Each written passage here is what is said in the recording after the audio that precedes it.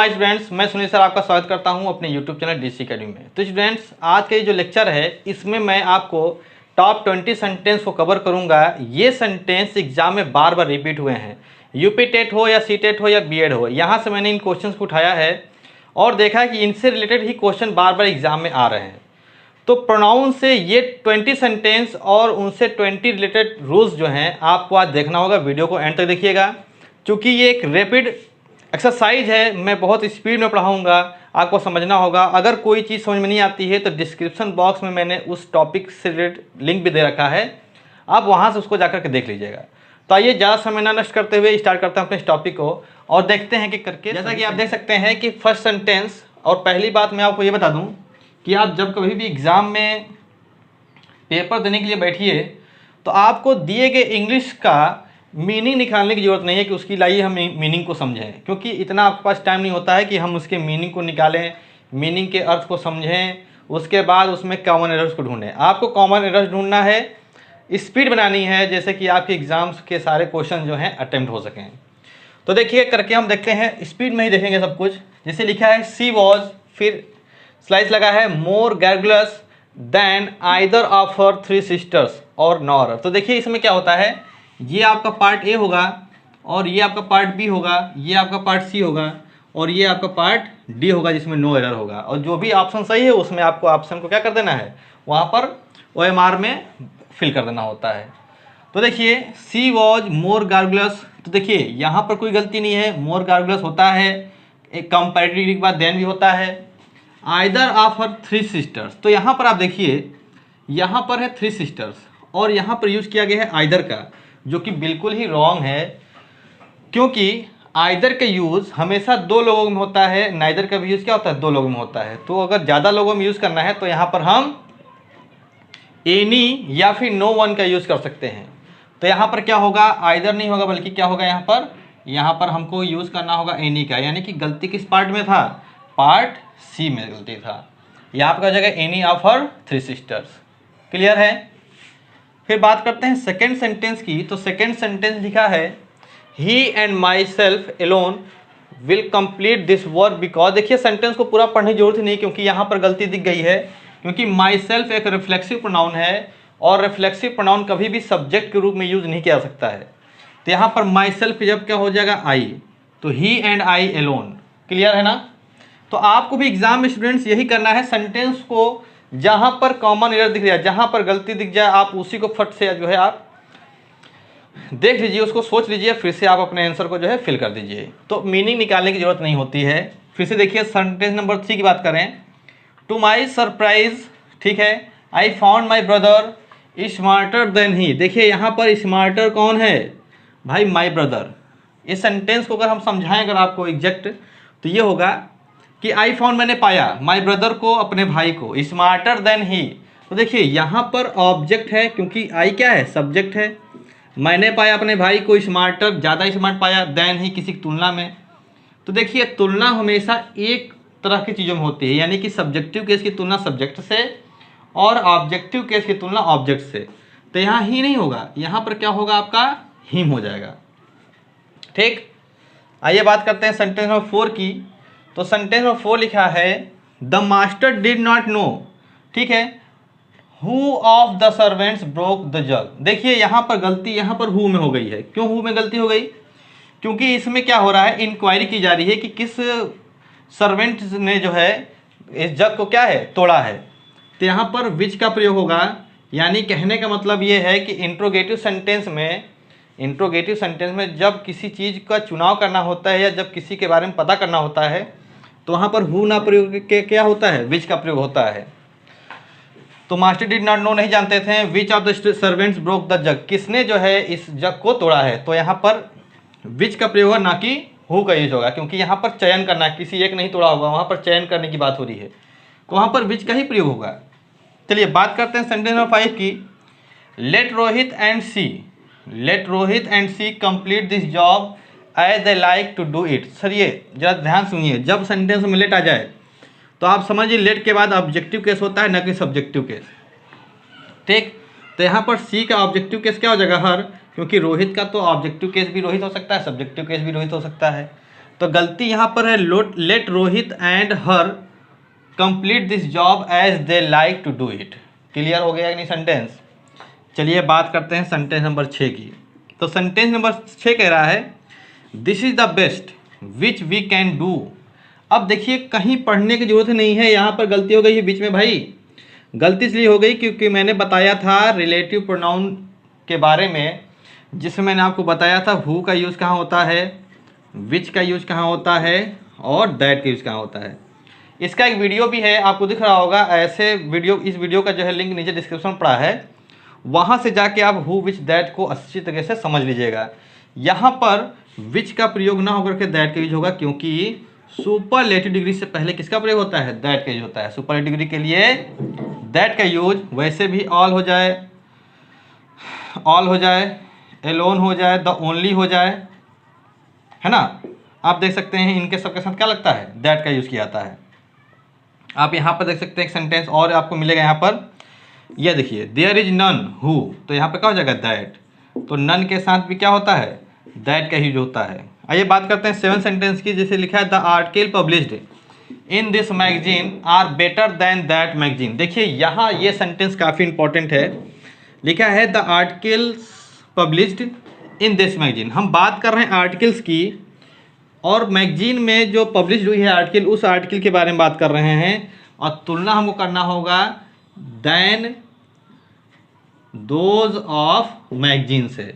तो यहाँ पर अगर दैट मैगजीन कर देंगे तो गलत हो जाएगा, क्योंकि तुलना हम आर्टिकल से करेंगे ना कि मैगजीन से। तो ऐसे कंडीशन में क्या होता है, हम दैन के बाद दोज ऑफ लगाते हैं। कब, ये जब प्लूरल होता है तब। अगर यही सिंगुलर होता है तो यहाँ पर दैन दैट ऑफ लगाना पड़ता है। क्लियर है ना। तो दैन दोज ऑफ, एक एग्जाम्पल और बताया था इस तरह के क्या, जैसे लिखा हो my house is bigger than my uncle. तो देखिए इस सेंटेंस में क्या आ रहा है कि मेरा घर जो है बड़ा है मेरे अंकल से। तो मेरे अंकल से तुलना थोड़ी नहीं करना है, अंकल घर से करना है ना। तो आप दैन के बाद क्या लगाएंगे, दैट ऑफ। तो ऐसा करने से क्या होता है कि मेरे अंकल के घर से मेरा घर क्या है, बड़ा है। तो उसी तरीके से यहाँ पर भी हमको दैन के बाद दोज ऑफ करना होगा। अगर प्लूरल है, कब, आर्टिकल प्लूरल होता है इसलिए दोज ऑफ का यूज़ करना है। अगर सिंगुलर होता है तो क्या होता है, दैट ऑफ का है। क्लियर है। सेंटेंस नंबर 8 हो ही गया है, नन के बाद दैट का यूज होता है। तो देखिए सेंटेंस नंबर 9 कह रहा है any one of the students is not allowed to keep their book in the staff room. देखिए यहाँ पर बहुत अच्छा सेंटेंस आया है, एनी वन, ठीक है, स्टूडेंट्स में कोई भी एक, is not allowed to keep. अब यहाँ पर एनी वन हो या एवरीबडी हो या एनी वन हो या नो बडी हो, उसके लिए हम किसका यूज़ करेंगे, सिंगुलर पर्सनल प्रोनाउन का यूज़ करेंगे। तो यहाँ पर क्या हो जाएगा, हिज बुक हो जाएगा एनी वन के लिए, ठीक है ना। अब देखते हैं सेंटेंस नंबर 10 को। 10 नंबर कह रहा है if you are good to people, अगर आप पीपुल के प्रति गुड हैं, अच्छे हैं, तो you will be treated well by themselves ना होगा कि क्या होगा, देमसेल्व्स तो रिफ्लेक्सिव प्रोनाउन होता है या एम्फेटिक प्रोनाउन होता है। यहाँ पर देमसेल्व्स का कोई मतलब नहीं है, यहाँ पर सिर्फ और सिर्फ क्या होगा, देम होगा। तो इस प्रकार से ये 10 सेंटेंस। आइए देखते हैं आगे के कुछ सेंटेंसेस जो काफ़ी इंपॉर्टेंट हैं। तो आइए देख लेते हैं बाकी के 10 सेंटेंसेस को। तो देखिए 11 नंबर कह रहा है कि वन शुड ऑलवेज रिमेंबर। जब कभी भी सेंटेंस में आपको वन आ जाए ना, तो आप समझ लीजिएगा उस सेंटेंस में वन का अपना वंस होगा। यहाँ पर दिया है हिज, तो यहाँ पर क्या होना चाहिए, तो वंस ड्यूटी। आप बिल्कुल ध्यान दीजिएगा, वन के साथ कभी भी अगर वंस नहीं है तो वो सेंटेंस गलत हो जाएगा। और जब सभी भी सेंटेंस में वन दिया है तो ज़्यादातर उस सेंटेंस में यही गलती पाई जाती है जो मैं आपको बता रहा हूँ, ठीक है ना। तो आप ध्यान दीजिएगा कि one should always remember that it is once duty. बाकी आगे पढ़ने की जरूरत ही नहीं होगी। आइए बात करते हैं सेंटेंस नंबर 12 की। 11 नंबर हो चुका है, बात करते हैं 12 की। तो लिखा है he is not one of those, he is not one of those. ये सेंटेंस काफ़ी इंपॉर्टेंट है, ध्यान समझिएगा, इसमें गलती ढूंढ पाना बहुत कठिन होगा। He is not one of those who will help everybody हुम ही मीट्स। तो भाई कहने का मतलब ये है कि वह व्यक्ति जो है उन लोगों में से नहीं है, उन लोगों में से नहीं है, हुम इज जो, विल हेल्प जो सहायता कर देते हैं एवरीबडी को, हुम माने जिससे, जिसे वे मिलते हैं। तो यहाँ पर हो जाएगा दे मीट, क्योंकि यहाँ पर दे आया किसके लिए, एवरीबडी के लिए। और उन लोगों के लिए, ठीक है ना। यहाँ पर अगर आप सोच रहे हैं कि ही के लिए यूज हुआ है, ही, इसके लिए अगर सोच रहे हैं ही यूज हुआ, तो ये सेंटेंस बिल्कुल गलत हो जाएगा आपका। यहाँ पर होगा whom they meet। समझ में आया? अगर आपको नहीं समझ में आया है तो मैं प्लेलिस्ट में जितने भी वीडियो इसके लिंक डाला हूँ, जितने भी इससे संबंधित रूल्स हैं, मैं सबको अच्छी तरीके से डीपली समझाया हूँ। तो वहाँ से प्लीज़ उस वीडियो को जरूर आप देख लें, जिससे आपको समझने में आसानी मिल जाए। स्टूडेंट्स, ये चूँकि एक रैपिड एक्सरसाइज करा रहा हूँ, मुझे 20 सेंटेंस कवर करने हैं और कम से कम समय में, और ये 20 सेंटेंस काफ़ी इंपॉर्टेंट है आपके लिए। तो इसको आप ध्यान से समझिए और इनके सेंटेंसेस को आप बहुत बारीकी से इसको लीजिए, क्योंकि ऐसे ही सेंटेंस एग्जाम में आते हैं और ये जितने भी सेंटेंस मैंने दिए हैं ये सब एग्जाम में आए हुए हैं और रिपीटेड सेंटेंसेस हैं। चलिए देखिए, यू, आई एंड ही। तो मैं बता दूं, यहाँ पर सेकंड पर्सन का प्रोनाउन है, ये फर्स्ट पर्सन का प्रोनाउन है, ये क्या है, थर्ड पर्सन का प्रोनाउन है। तो इसका जो सीक्वेंस होना चाहिए था वो 2 3 1 होना चाहिए था, यानी कि यू के बाद क्या हो जाएगा आपका ही एंड आई। तो यहाँ पर आई और ही में गलती है, बल्कि होना चाहिए ही एंड आई। देखिए बन जाएगा you, he and I should. बाकी सेंटेंस में कोई एरर नहीं होगा, गलती आपके फर्स्ट पार्ट में ही थी। तो आपको इस बात को ध्यान रखना होगा कि 2 3 1 का सीक्वेंस होता है, और जब प्लूरल होता है तो 1 2 3 का सीक्वेंस होता है। ये दो ही सीक्वेंस होता है, 231 123। 123 कब? जब ये क्या हो, प्लूरल हो, और 231 जब सिंगुलर में हो, ठीक है ना। चलिए बात कर लेते हैं सेकंड नंबर सेंटेंस नंबर 14 की। तो लिखा है he is the same man who always. देखिए भाई, द सेम आ जाए, द सेम के बाद कोई नाउन आ जाए तो यहाँ पर हु नहीं होगा, क्या होगा, दैट होगा। क्लियर हो रहा सब सेंटेंस? चलिए अच्छी बात है। सेंटेंस नंबर 15 की बात कर लें। तो 15 कह रहा है my friend is honest and hard working. मेरा जो दोस्त है वो ईमान ऑनेस्ट है और हार्ड वर्किंग है। Isn't it. तो यहाँ पर इट का प्रयोग नहीं होगा, बल्कि ही का प्रयोग होगा। इसका मतलब होगा कि क्या वह नहीं है भाई, ऑनेस्ट और हार्ड वर्किंग है कि नहीं है। तो भाई वह है कि नहीं है, तो वह ही के लिए यूज़ करेंगे। इसके लिए माई फ्रेंड के लिए, तो माई फ्रेंड के लिए यहाँ पर क्या दिया था, इट का प्रयोग दिया था। तो यहाँ पर आपको क्या करना चाहिए था, ही का यूज़ करना चाहिए था। चलिए बात करते हैं सेंटेंस नंबर 16 की। तो the principal ordered the peon.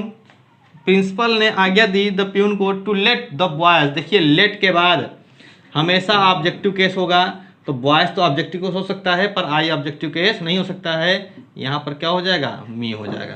Clear है? तो आपके सी पार्ट में क्या है, एरर है।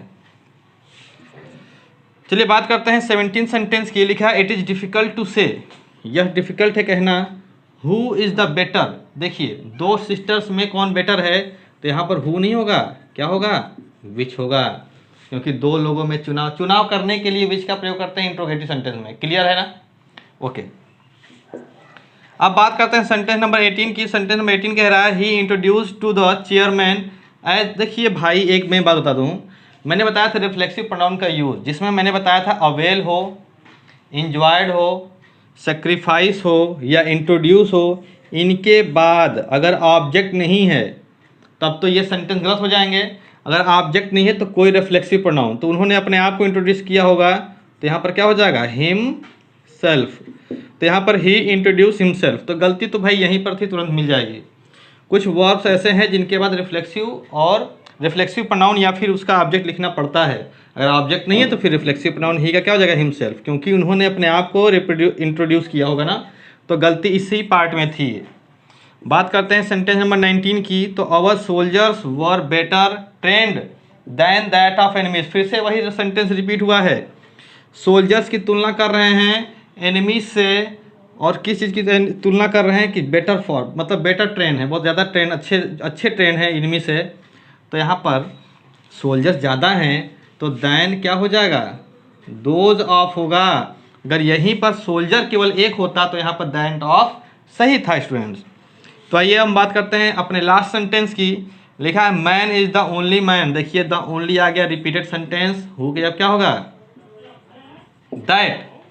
तो इस प्रकार से हमारे ये टॉप 20 सेंटेंस, जिसके रूल्स भी मैंने आपको बताया, अच्छी तरह से एक्सप्लेन भी किया है। अगर कहीं पर मेरे स्पीड में अगर कोई चीज़ समझ में नहीं आई होगी तो प्लेलिस्ट में जाइए, चाहे इस वीडियो के नीचे डिस्क्रिप्शन बॉक्स में मैंने जो लिंक दिए हैं उस लिंक को एक बार पढ़ लीजिएगा। आपको प्रोनाउंस से रिलेटेड इतनी ही गलती सीखनी है जो एग्ज़ाम में बार बार पूछा जाता है। इससे बाहर की चीज़ें पढ़ने का ना आपके पास समय है ना, और आप उसको इसमें पढ़ भी सकते हैं। तो उम्मीद करता हूँ कि ये वीडियो जो है आपको अच्छी लगी होगी। अगर वीडियो अच्छी लगी है तो वीडियो को लाइक कर दें। अगर चैनल पर पहली बार है तो चैनल को सब्सक्राइब भी कर लें और हो सके तो अपने दोस्तों को शेयर करें, जिससे कि और लोगों के पास ये वीडियो पहुँच पाए। तो स्टूडेंट्स, फाइनली वीडियो को देखने के लिए आपका बहुत बहुत धन्यवाद। Thanks for watching.